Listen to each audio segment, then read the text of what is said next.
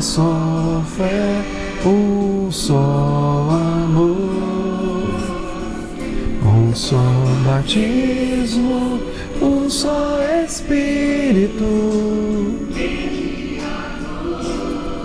Obrigado, Senhor. Oh, um povo justificado. É assim que nós somos diante do Senhor, justificados. Obrigado, Jesus, que nos conduz para o reino, para o teu reino, Senhor, de Jesus. Justificado no Salvador,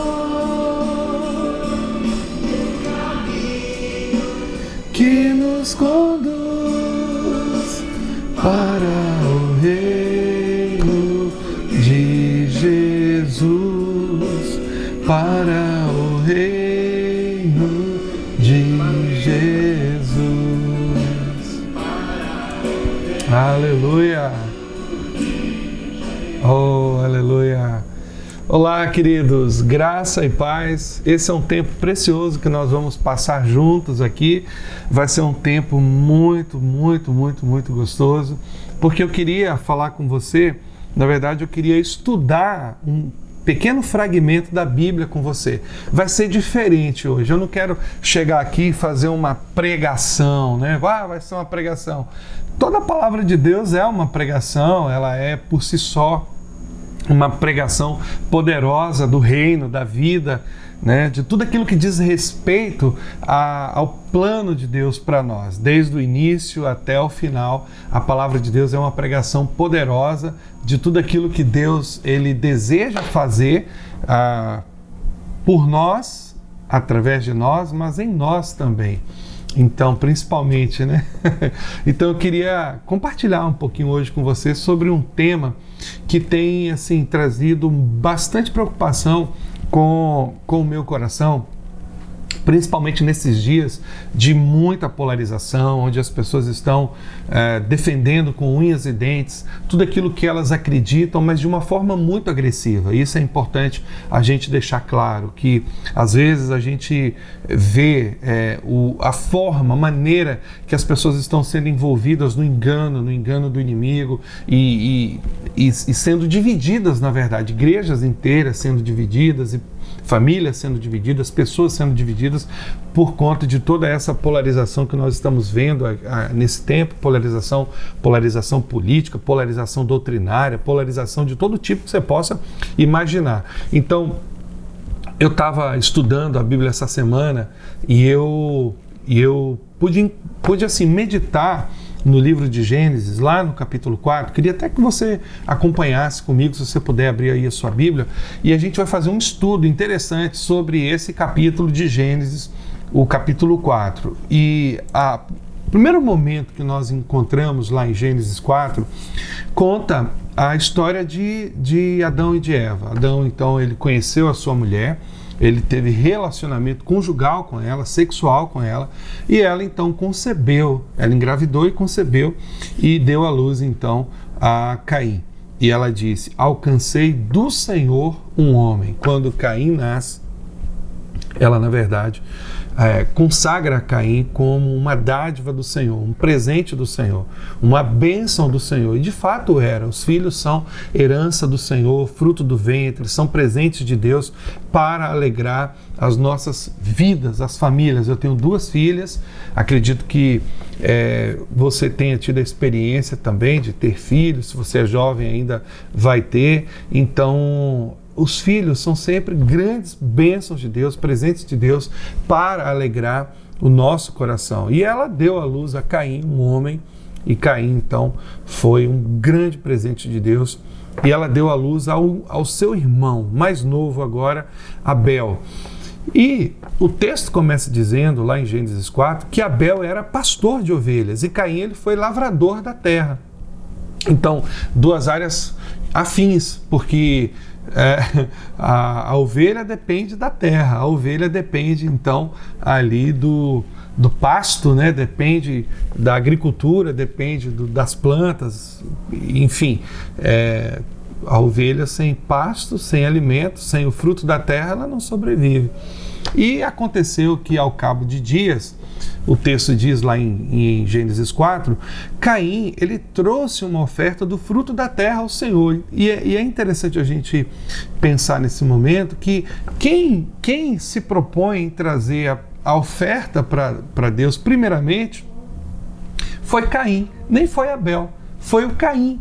E eu fico pensando assim, quem ensinou esses meninos que eles precisavam honrar a Deus? Quem ensinou esses meninos que eles precisavam oferecer a Deus, consagrar a Deus os seus bens, as suas vidas, aquilo que eles colhiam, aquilo que eles cuidavam, né? O gado, tudo que eles faziam? Quem que ensinou para Caim e para Abel que eles precisavam ter comunhão com Deus e consagrar as suas vidas, as suas provisões, o fruto do seu trabalho ao Senhor? Foi, obviamente, os seus pais, né? Adão e Eva. Então eles começaram a ensinar essas crianças que, além deles, existia naquele lugar, na terra, um Deus que era sobre todas as coisas. Então, Caim, ouvindo talvez a instrução do seu pai, ou talvez da sua mãe, né, ou dos dois até mesmo, ele então resolveu trazer do fruto da terra uma oferta para o Senhor. E logo em seguida o texto diz que Abel trouxe também dos primogênitos das suas ovelhas. Nós não sabemos se isso se deu ao mesmo tempo, se um dia Caim trouxe, outro dia Abel trouxe a sua oferta, provavelmente algo desse tipo.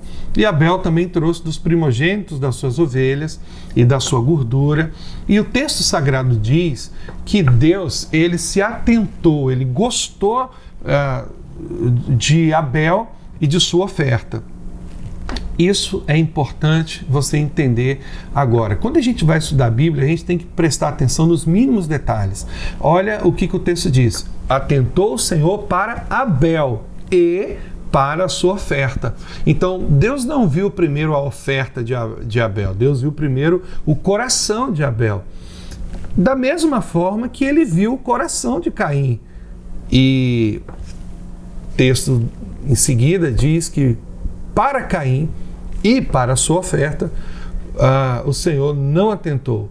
Ele não olhou, ele não gostou, sabe? Esse termo aqui, atentar, se importar, dar importância àquilo. Então, Deus, ele não considerou a oferta de Caim, ele considerou a oferta de Abel, porque Deus, ele olhou, ele contemplou o coração de Abel, e ele viu que no coração de Abel havia algo diferente do que havia no coração de Caim.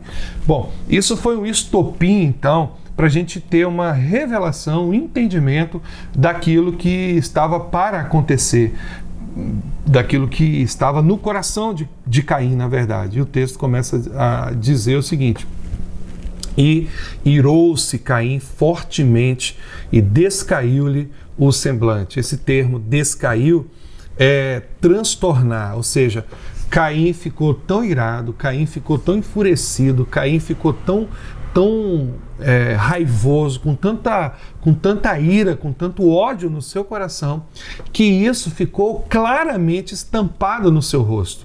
Então, o que me chama a atenção nesse momento é algo muito simples, que Deus, ele observou, foi algo tão notório, tão claro, que Deus, ele pôde observar o semblante de Caim. E me chama a atenção, me salta ao coração o fato dos pais de Caim, de Adão e de Eva, não observarem o que se passava no coração do seu filho. Então, ao mesmo tempo que Deus estava observando, e a ira, a raiva, sabe, o ódio, a amargura, todas essas coisas, ou isso tudo como uma mesma coisa, misturado ali no coração de Caim, fez com que o seu semblante ficasse transformado.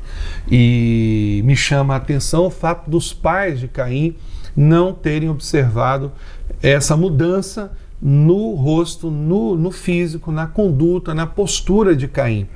Então, o texto continua dizendo algo importante, que Deus chama Caim agora para um bate-papo, né? Para um discipulado. Nós gostamos dessa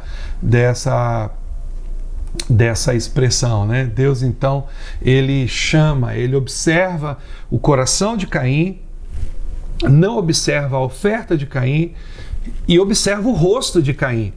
E ele então chama Caim para uma conversa e ele diz assim: o Senhor disse a Caim, por que está irado? Por que você se irou? E por que descaiu o teu semblante? Por que você está transtornado? Por que o seu rosto está desfigurado? Se fizeres bem, não é certo que serás aceito? Então aqui nós já temos uma informação importante, que o coração de Caim, ele se irou, ele manifestou aquilo que estava dentro dele. Então aqui nós já temos bastante informação que dá para a gente compreender muita coisa. O texto diz que após o Senhor rejeitar a oferta de Caim, ele ficou irado, enfurecido. Mas por que Deus rejeitou a oferta de Caim? Será que Deus tem alguma preferência por algum tipo de oferta? Algumas pessoas entendem que Deus rejeitou a oferta de Caim porque Caim trouxe do fruto da terra e Abel trouxe das ovelhas, da gordura das ovelhas, que era uma simbologia em relação ao sacrifício de Jesus. Mas eu entendo que essa não é a mensagem principal do texto. A mensagem principal do texto é que, após o Senhor rejeitar o sacrifício de Caim, a oferta de Caim, ele manifestou o que estava no seu coração. E o que estava no seu coração? Um ódio colossal, um ódio, uma amargura, uma ira que era completamente descabida, sem motivo, sem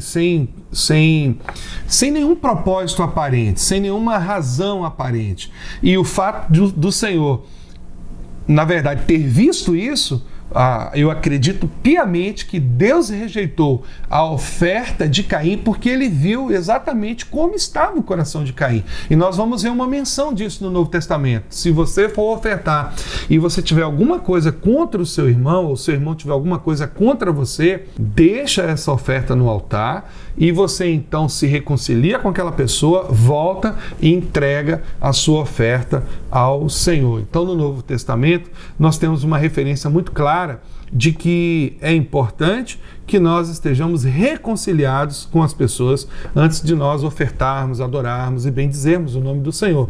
E aqui nós vemos, então, alguns detalhes importantes. O Senhor, ele diz para Caim o seguinte: olha, se você fizer o bem, serás aceito. Se não fizeres o bem, o pecado jaz à porta, e sobre ti será o seu desejo, mas sobre ele deves dominar. Então, nós temos aqui bastante informação do Senhor, no sentido de que Caim estava sofrendo uma pressão muito grande por conta do ódio, de toda a raiva, de toda a mágoa, de toda a ira acumulada no seu coração ao longo, talvez, de muito tempo, e nós não temos muita clareza a respeito disso. Talvez Caim fosse alguém que tivesse a comissão, a responsabilidade de cuidar do seu irmão. Nós sabemos que foi um tempo primeiro, onde tudo era muito novo, eles estavam vivendo na terra, aqueles animais selváticos agora, todos também rebelados, com a natureza caída. E talvez Adão e Eva disseram assim para Caim: olha, quando você sair com seu irmão, você é responsável por ele, cuida dele. Por que eu estou falando isso? Porque a resposta que Caim dá ao Senhor vai nesse sentido. Talvez Caim tenha sabe, se enchido dessa coisa de ter que cuidar do irmão, de ter que proteger o irmão, de ter que dar uma parte do seu tempo para o seu irmão. Talvez Caim quisesse viver sua vida, fazer suas coisas, e de repente ele estava preso no seu irmão como cuidador, como tutor, como responsável do seu irmão, e isso de alguma maneira foi gerando no coração de Caim talvez um ódio contra Adão, talvez um ódio contra Eva, no sentido de se sentir preterido. Será que meu pai e minha mãe não sabem que eu existo? Será que meu pai e minha mãe não reconhecem a minha vida? Não, eu tenho que ficar como babá desse garoto o tempo inteiro, eu tenho que cuidar dele. Será que eu só presto para isso, para cuidar de Abel, para ficar ali, sabe, né, paparicando essas coisas? Então, todas essas coisas talvez tenham acumulado no coração de Caim um ódio, uma raiva, um peso muito grande. Então a gente vê Caim de repente com o seu coração e com o seu semblante completamente transtornado. E é disso que eu queria falar agora. Você precisa tomar muito cuidado com o que você abriga no seu coração. Deus fala para Caim: cuidado com os desejos que estão passando por sua mente. Cuidado com os desejos que estão entrando no seu coração.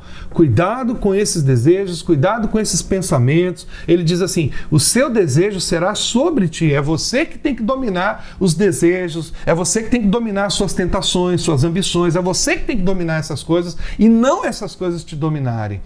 E nesse tempo de hoje, nós temos visto, sim, muitos irmãos, amigos, sendo dominados por esses desejos carnais, e a gente tem visto, então, pessoas completamente odiosas, sabe, briguentas, pessoas cheias de rancor, cheias de mágoa, cheias de ressentimentos. A vida talvez não tenha sido fácil, as dificuldades, as lutas, os problemas, as dificuldades pessoais, as frustrações, pessoas que passaram por grandes frustrações como separação, como a perda de alguém, a perda de um filho, a perda de um pai de forma brusca. Essas pessoas, se elas não cuidarem, eu não estou dizendo que todas as pessoas passam por isso, mas se elas não cuidarem, elas correm o risco de se tornarem amargas, secas, porque elas vão abrigando no seu coração essas frustrações, esse ódio, sabe, essa mágoa contida, presa, essa mágoa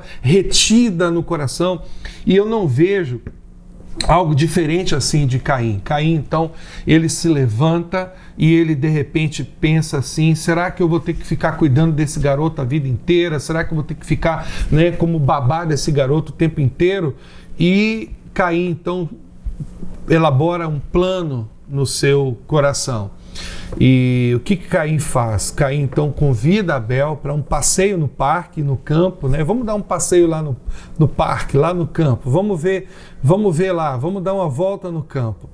E ali naquele lugar, a Bíblia diz que Caim então executa, Caim dá cabo, dá fim ao desejo do seu coração, que foi gerado por um sentimento de ódio, de ira muito grande. Ele matou o seu irmão. E isso me chama a atenção, porque nesses dias de hoje nós temos visto, eu tenho visto, através dessas brigas, dessas discussões, dessas confusões acaloradas, né, as pessoas se matando de forma emocional, se matando amizades, matando relacionamentos, brigando por conta de mágoas e ressentimentos e coisas que vão sendo guardadas no coração e que de repente, por causa de uma paixão política, por causa de uma visão doutrinária diferente, por causa de um pensamento completamente diferente do seu, por causa de um caminho que a pessoa escolheu, ou por causa de uma atitude que a pessoa teve, então essa fúria, essa ira, essa raiva, então ela é dispensada a outra pessoa, e relacionamentos são quebrados, amizades são desfeitas, ofensas são proferidas, e todas essas coisas que nós estamos vendo aí nas redes sociais e até mesmo no contexto da família e grupos de de WhatsApp, essas coisas todas, e a gente vai então vendo como que as pessoas elas vão guardando no seu coração então sujeira, ódio, mágoa, ira, e de repente essas coisas vão eclodir em algum momento contra alguém, contra um irmão, contra um parente, contra alguém da igreja, contra o pastor, contra um líder, contra um filho, sei lá, quem tiver na frente então vai receber ali aquela descarga elétrica de ódio, de raiva.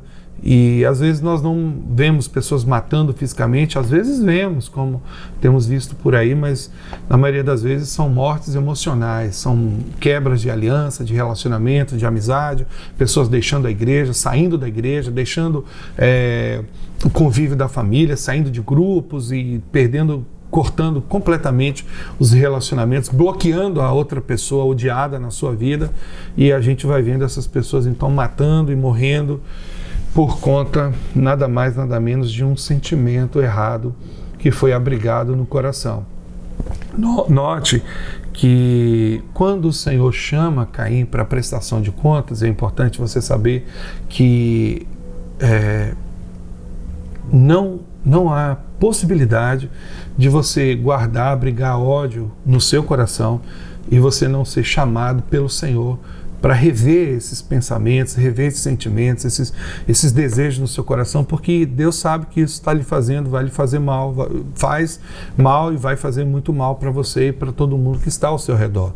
Então, Deus chama Caim e ele faz a seguinte pergunta: onde está Abel, teu irmão? E aqui nós notamos na resposta de Caim que ele já estava por aqui com essa ideia de que ele era o tutor, responsável pelo seu irmão. E ele responde para Deus aquilo que está no seu coração: sou eu porventura guardador do meu irmão? Sou eu porventura responsável pelo meu irmão? Essa é a resposta que Caim dá ao Senhor. E por que Caim dá essa resposta ao Senhor? Porque provavelmente lá atrás, próprio pai Adão ou a mãe, próprio casal, deve ter dito para ele o seguinte: você é o mais velho, você é responsável por ele, você tem que cuidar do seu irmão, você tem que nos ajudar nisso. E Caim odiou essa coisa de ter que cuidar do seu irmão. Isso me chama a atenção porque esse espírito que está operando hoje, esse espírito, odioso, esse espírito de polarização, ele atua dessa forma também. Sou eu, porventura, o guardador do meu irmão? Será que eu sou responsável pelo meu irmão? Tenho eu essa responsabilidade com o meu irmão? E nós vemos que sim, né? A resposta de Deus é sim. Nós somos responsáveis pelo nosso irmão. Nós somos sim responsáveis por ele. Se você ler o capítulo todo, esse capítulo 4 todo de Gênesis, você vai ver que na 8ª geração de Adão nasce um descendente de Caim que se chama Tubal-Caim. E Tubal-Caim é filho de Lameque.